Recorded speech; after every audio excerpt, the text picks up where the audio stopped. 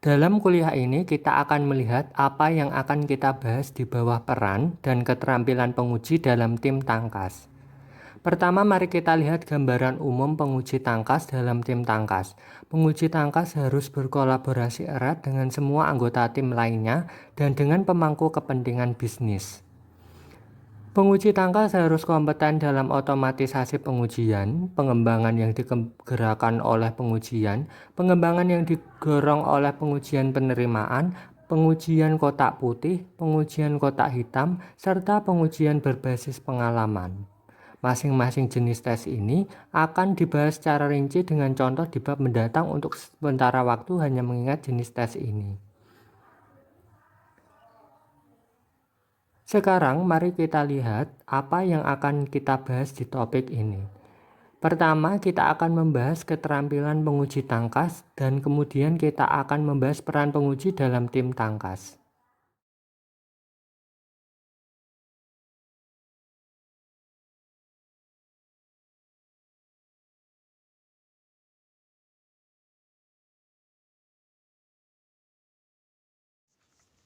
Dalam kuliah ini, kami akan membahas keterampilan pengujian ketangkasan. Tujuan pembelajaran di sini adalah untuk memahami keterampilan seorang penguji dalam tim ketangkasan. Ini ditandai sebagai K3. Mari kita lihat skill atau kemampuan satu persatu. Poin pertama adalah menjadi positif. Penguji ketangkasan harus positif dan berorientasi pada solusi dengan anggota sebagai pemangku kepentingan. Selanjutnya adalah berpikir. Harus menampilkan pemikiran kritis, berorientasi pada kualitas, dan skeptis tentang produk. Artinya, tes ini harus berpikir sedemikian rupa sehingga mereka dapat menemukan deteksi yang berbeda dari pengembang. Saat melakukan ini, penguji akan mendapatkan pertanyaan aneh dan itu akan membantu dalam diskusi lebih lanjut dan mendapatkan lebih banyak kejelasan tentang persyaratan. Poin selanjutnya adalah aktif. Penguji harus memiliki kemampuan secara aktif untuk memperoleh informasi dari pemangku kepentingan, yang berarti jika ada informasi yang tidak tersedia, maka ia harus berdiskusi dengan pemangku kepentingan dan memperoleh informasi yang diperlukan. Poin berikutnya adalah akurat. Penguji ketangkasan harus secara akurat mengevaluasi dan melaporkan hasil pengujian, kemajuan pengujian, dan kualitas produk sampai sekarang. Kami membahas 4 keterampilan. Menjadi positif dan berorientasi solusi dengan anggota tim dan pemangku kepentingan, menampilkan kritis, berorientasi kualitas, berpikir skeptis tentang produk, aktif memperoleh informasi dari pemangku kepentingan daripada mengandalkan sepenuhnya pada spesifikasi tertulis. Secara akurat mengevaluasi dan melaporkan hasil pengujian, kemajuan pengujian, dan kualitas produk. Sekarang mari kita lihat 4 keterampilan berikutnya. Nomor 5, efektif. Artinya, mereka bekerja dengan efektif untuk menentukan kisah-kisah pengguna yang diuji, terutama kriteria penerimaan dengan perwakilan pelanggan dan yang memiliki kepentingan. Poin selanjutnya nomor 6 yaitu kolaborasi. Kolaborasi di sini adalah berkolaborasi dalam tim, bekerja secara berpasangan dengan para programmer dan anggota lainnya. Poin selanjutnya nomor 7 yaitu cepat.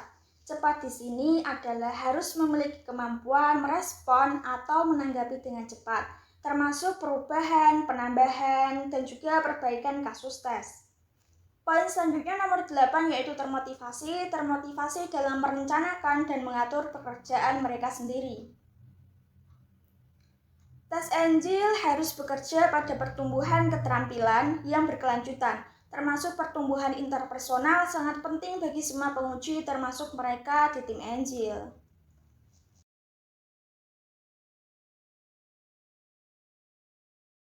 Dalam video ini kita akan membahas peran penguji dalam tim yang ketangkasan. Tujuan pembelajaran ini adalah untuk memahami peran penguji di dalam tim yang ketangkasan. ditandai sebagai K2. Mari kita lihat peran penguji di dalam tim yang tangkas. Poin pertama terkait dengan strategi pengujian, memahami, menerapkan, dan memperbarui strategi pengujian. Di sini berkaitan dengan strategi pengujian, peran penguji adalah untuk memahami strategi pengujian dan kemudian menerapkannya, dan jika diperlukan, ia perlu memperbarui strategi berdasarkan situasi saat ini. Poin kedua, terkait dengan pengujian dan pelaporan cakupan pengujian. Sebenarnya cakupan berlaku di sini wajib melakukan pengujian dan pada Factory menerapkan, dan setelah pengujian selesai mereka harus melampirkan laporan cakupan pada asas yang berkepentingan.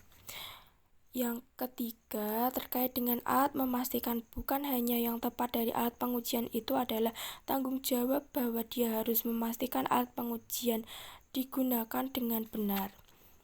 Yang keempat adalah tentang lingkungan pengujian, konfigurasi penggunaan, pengelolaan lingkungan, dan pengawet dan data pengujian data yang baru.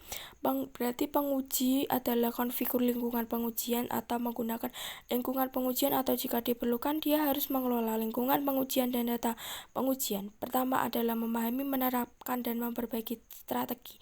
Kedua adalah melakukan pengujian dan memberikan laporan. Yang ketiga, memastikan dan alat tersebut digunakan bermanfaat, dan di poin akhir ia harus mengkonfirmasi penggunaan dan mengelola lingkungan pengujian dan data pengujian.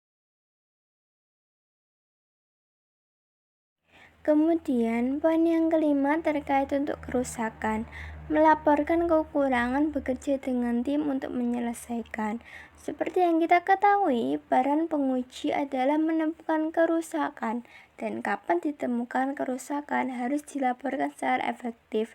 Dan di Project Agile, peran atau tester tidak hanya menemukan kerusakan, tetapi membantu tim mengingat untuk memperbaiki kerusakan tersebut. Kemudian, poin yang keenam terkait dengan pelatihan. Melatih anggota tim lain dalam relevan aspek pengetesan. Di pengembangan Agile, penguji dapat menjadi pelatih. Jadi, dia dapat memberikan informasi untuk anggota tim lain mengenai aspek pengujian yang relevan. Kemudian, poin yang ketujuh adalah penjadwalan. Memastikan penjadwalan tugas pengujian yang sesuai, apakah dijadwalkan selama rilis dan rencana iterasi. Kemudian yang terakhir, poin yang ke-8 adalah meeting atau pertemuan. Di sini penguji dapat berpartisipasi secara proaktif dalam retrospeksi tim yang menyarankan dan menerapkan perbaikan.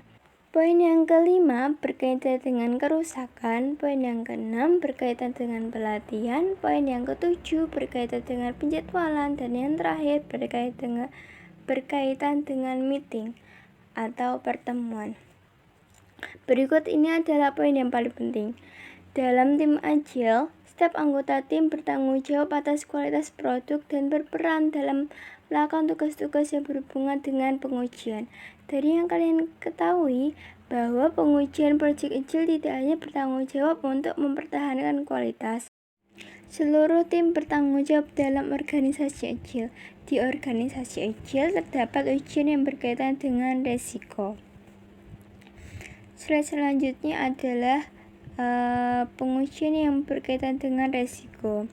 Yang pertama yaitu sejak pengujian bekerja, penguji sangat dekat dengan pengembang sehingga mereka kehilangan penguji yang sesuai. Yang kedua, penguji menjadi toleran atau diam tentang praktik yang tidak efisien, tidak efektif, atau berkualitas rendah dalam tim.